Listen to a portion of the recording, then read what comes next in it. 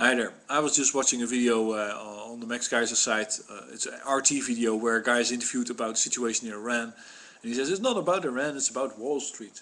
It's about capitalism and etc. And there's no nuclear threat from Iran, and the US is angry about Shah taking control over its oil. It's basically an emotional thing. I think it's just, and he comes up with a number of other reasons, and I think it's just so amazing how people can just skirt around the issue all the time. There's only one problem at the moment, and that is the carbon credit system is becoming defunct, slowly but surely becoming defunct. And of course it's controlled from Wall Street. But the two key elements is that, or the major element in it is the oil supply. The oil supply is dwindling and something has to be done about it.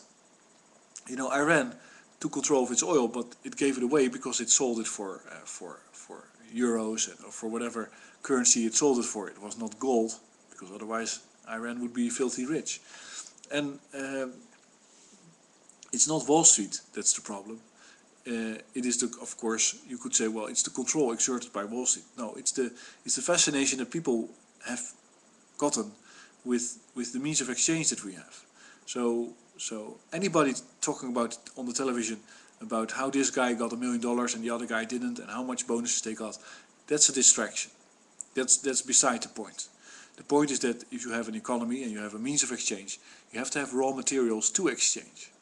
And at the moment in the carbon credit system, the credit was of course the money created by the US dollar, and the most important resource we were exchanging was oil. And because the oil was dwindling, we're dwindling the credit resources. But everybody is just, let's say, it's just a clusterfuck of explanations that is not to the point, and it's not going to provide a solution. So I explain what the solution will be. Well, there's only one solution basically, and that's very logical. You know, we used to live in a world where everything was renewable. People might die, but it was a rural society where the ground used solar energy in order to yield crop, if you put seed in it and so on. And that's generative, of course. You know, if you have land and you invest your physical energy into that land, then it might yield more. And I just saw a presentation about Holland where we had 3 famines in short periods of time. In 1870, in 1940, and in 1945 we had a winter of hunger. After which we decided that we would start to maximize the yield of our land at any, let's say, just invest in that stuff. Of course it was possible, and the mechanization was possible due to the oil availability. But you'd see that if you invest in land, then you get really more than you started with. So you get more energy out of it than you ever put into it, more raw materials for your economy to put into it, and that we became a champion of that game. And we of course it went wrong when people started to use an external raw material in the process and viewing the result as profit, because it isn't. If you have let's say a production process where you put in oil and you don't have it at the end, then you have lost something. See, that's not generative. That is consumptive, and it cannot sustain itself unless you have a huge amount of oil. And we did in the 1930s, 40s, and 50s. We discovered that, and we started to industrialize, and we started to use that. And of course the people that were mediating that industry grew and grew as well, and they were just pretending all the time that they were so amazingly useful. They're not. They're just let's say they're just waiters in a restaurant, you know, and they were hiding the kitchen basically. Sit in a restaurant. Well, this is an amazing waiter. How perfect is he? He brings you another like foie gras and other crap that you really shouldn't eat. But how does he do that? It's just he is so intelligent. He's so smart. He must be working on Wall Street. No, they're waiters. They're waiters for the carbon credit system, and they're just and they're getting fees, and they're maximizing them. And as long as you're focusing on yes, but we really gave that waiter way too much for what he served us, and there's other waiters as well, and they're fighting each other and stuff like that, you'll never find out that it's really coming. You know, that the point is that the kitchen is that the cook died and there's less people in the kitchen, there's less supply of whatever they were serving, so they're trying to fight it out and make sure that nobody, let's say Spain can't serve any food anymore, no paella, and Greece can serve any souvlaki anymore, and Turkey can't serve any what they're having there. Turkish pizza, it's all very delicious what these people used to eat and are still eating, of course, shawarma. But you know, those waiters are being fired because there's only one kitchen, and it has to be the American kitchen. That's what the whole issue is about. And if you want to change that, then you have to start thinking in 100%, let's say a 360 of resources in your investment process, which you can only call investment, or you can always call it investment, of course. We do. I mean, if you are capable to master control over resources, and you're going to put them to use, because you want to increase your happiness, wealth, and well-being, and stuff like that, then you have to learn that you cannot end up with less oil in the end as in the beginning, or less energy in the end as in the beginning, because you know, if you do, then you have just wasted energy. So if you build a let's say, so the generative investments are always creating more raw materials or resources in the end. And energy is a very important one, because with energy you can mine and you can recycle with energy. So if you have, like, say, a kilowatt hours or coming out of a system, you can store those in a battery and you can take them to the mine and you can run an electrical digging machine to get more raw materials. Or you can bring them to a refinery or electrolysis, a difficult word, plant, and you can electrolyze metal out of waste. Or just put it in an acid bed and put some current on it, and one of the electrodes will have lead and the other will have copper and the other will have zinc, just depending on what you do and what kind of chemicals you use. It's a very simple process, but you need the energy, and then you have raw materials again, and you can generate. You can basically make the modern world, the mechanical world, behave exactly as the organic world behaves. That requires a lot of control, and it requires a recognition that it's much more complex than simply using. It requires ingenuity. It requires what people did at the end of the 18th century, when they really had a coal crisis, and they thought there would not be much coal left in the world anymore. And they were working on renewables, and they were building renewable power plants all around the world, in Egypt, for instance. Big solar power plant in Egypt in 1912, you know. But they were ingenious because they didn't have, coal was fucking heavy. You had to drag it everywhere, and they didn't have, and they only had steam machines. But it's actually, with our modern technology, our ability to simulate and model everything that we want to do, it's not that difficult anymore. For us today, it's much easier. You can, there's an example in Germany. There's a plant that makes solar panels that runs for a large part on solar panels. Now, if that plant produces solar panels for itself and for the whole supply chain, including the logistics between them and wherever the resources come from, and even give some panels to the workers at every point so they can pay their wages or whatever they need in their little local society with the energy that they generate with their solar panels, then that plant becomes generative, 100% generative, because it can produce solar panels every day, and every day there's more energy and there's more ability to do stuff mechanically, or to heat water, or to cook it, or to purify it, to do treatments, to make medicine, to do everything. And that's generative. And so the carbon credit system is dying. I'll finish this video because it's almost 10 minutes. It's usually not a problem anyway.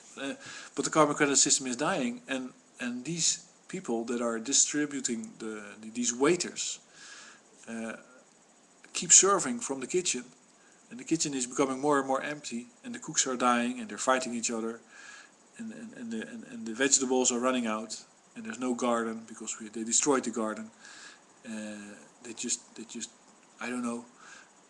And in the end there will not be anything in the kitchen, and the waiters will come with empty hands, and that's what this guy from one of these financial PIMCO said. It's like, well, basically our function is over, and they'll quietly recede back to the wall and sit on a chair somewhere and look very decent, but they're not, because they're wasting the resources that we need in order to create a future for ourselves.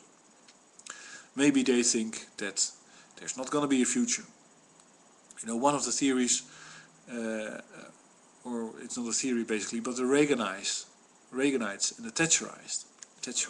So, I'm not truly awake, I think, but the people that started that era knew very well what was wrong with the climate, because the theory of climate change is from the 50s, where then it was basically corroborated by measurements that the climate was changing. Carbon dioxide was the reason.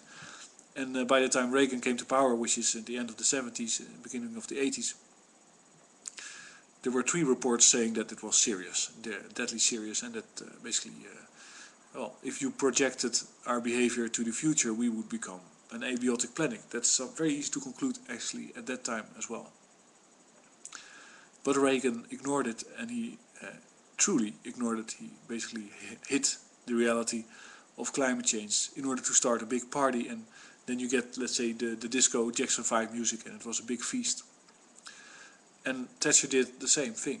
They had their oil supply, and they simply wanted to use it. And that meant some discipline and stuff like that, but really never think that Thatcher did anything good for Britain, because where are they now? David Cameron is hoping to defend his Falkland Islands, because, you know, they're not going to get the oil, Argentina told them, and now they might not get the islands. That country is imploding. The US might be imploding as well. It's due to the wasteful behavior of Reagan and Thatcher and everybody else that was inspired by them. Everybody else that wanted to be a one-day fly and then die. And I think there's still people that simply think that way. They say, well, okay, it's going to be a disaster after us, you know, we don't care. I think that is truly and amazingly moronic, and it's completely unnecessary. But people have to start thinking differently, and they have to start puncturing this clusterfuck of explanations that we constantly get.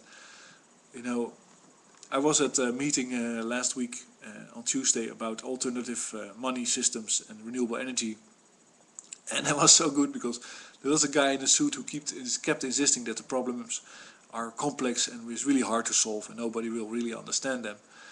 And there was a lady that says, well, you could say that, but you could also say the problem is really simple, and that we need more energy, and then we can do stuff. I think that some of my theories are being recognized to be useful. Simply, if you understand economics, you end up with the point where you say, well, you know, for anything you want to do, you either need manpower or you need a machine and you need energy. But thanks for listening, and check out this idiotic video. You know, and maybe one point, I hope I didn't make it already, but in this video, because this is the third try. You know, if Israel kills a nuclear scientist in Iran, there might be a good reason for that. First of all, you can never stop them doing that. It's impossible to stop. You cannot stop shoplifting, you cannot stop trespassing, you cannot stop speeding in traffic. How are you going to stop a guy with a gun walking up to another guy, shooting him or something like that? That's just too easy and too undetectable. So it's going to happen if it has to happen. And then there's two ways to look at it. One is, it might actually be a nuclear scientist, and he might actually be working on nuclear weapons, and then good riddance. You know, I don't want nuclear weapons. I don't want to kill anybody, but you know, the lives saved by disabling a nuclear scientist that makes nuclear weapons could be in the hundreds of thousands. So well worth it. Choose another career. Start, be a waiter. It might also be a false flag, in the sense that there was never a nuclear scientist and he was working on Tupelo, or he was working on some other Lego games. Now that the copyright on that material has stopped, but they wanted to kill somebody to say, well, we killed a nuclear scientist, and this was the best target, in order to create their myth of the threat. It's up to Israel. I think it's just immensely sad that with a country that is basically bathing in solar energy, don't get mad for me for mentioning it, that has an enormous energy source in the Dead Sea, because it has it's like 400 meters under the sea level. So if you make a little pipe 30 kilometers long, you can have huge hydropower, and that means that you can always generate energy on demand. So you have peak coverage for energy, and you have continuous coverage for energy. That country could be prosperous, like a maniac. It could basically cover itself with a roof. It has energy enough to do that. It could make itself green from Tel Aviv, from what's it, Akko or Aqaba, from Akko to Aqaba. Akko is way up in the north, and Aqaba is bordering Egypt. But it's not. It's run by moronic, bigoted, Zionist people with a book that you really cannot take seriously and be a nice person at the same time. It just doesn't work. And that's very sad. I hope they basically recover from that insanity pretty soon, because they might find themselves between the clapper of this movie that's running now. And that's not very nice. I've been there. I think, personally, people are always very nice. And this is a little bit associative. Lately, I hear people mentioning a phrase in the communication, talking, which say, I owe my reason for existence to blah blah blah. That's like the fourth time I heard that. And that's George Bernard Shaw talking. That's the guy, the old guy, that says, well, if you can't explain why you are here in this society and you're using the resources, then I will kill you, and I will do it as nice as possible. So I will euthanize you with gas. And the Nazis in the Second World War took that that lesson very seriously, and they started to gas people using exactly the same word, using humane killing method, which is as a phrase an invention of George Bernard Shaw. I don't hope that for some people in society the point has been reached in order to start gauging each other's usefulness to society, because as you can glean from the rest of this video, nobody is really useful. Everybody is a consumer. If you want to be useful, even in the eyes of the maniacs and crazy people like George Bernard Shaw, or whoever uses that phraseology to say what's your raison d'être, reason for existing. That's French. Start looking at the world with the eyes of a generative investor. So in terms of energy, I explained it. In terms of farming, it has to be biological, otherwise it's not generative. And if everybody starts doing that, then of course there's no avoiding improvement. There's no avoiding growth, because whatever people are doing, it's yielding more resources to do new stuff with than they started with. And that's, I think, the best way forward, and start ignoring this clusterfuck of distractions, because it's just, I don't think it's funny, too funny anymore. Thanks for listening.